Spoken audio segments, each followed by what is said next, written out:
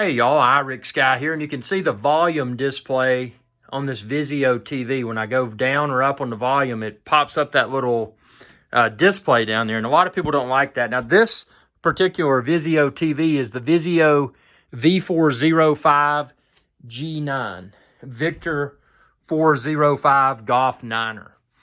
And how do you do away? So when you push the volume button, you do not want to see that. How do you do away with it? Well, we're going to show you.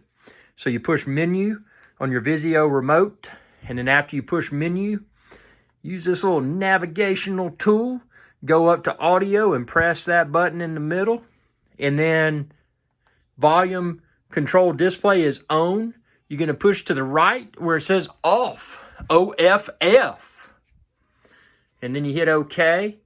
Okay, it's there. Now we're going to do exit, and boom. Now when I press the volume up, 1, 2, 1, 2, 1, 2, 3. I don't want to blow my ears out, but there you go. So now that is how to hide the volume display on a Vizio TV, and this will probably work with a lot of other Vizios. I just didn't want that because I think it looks stupid.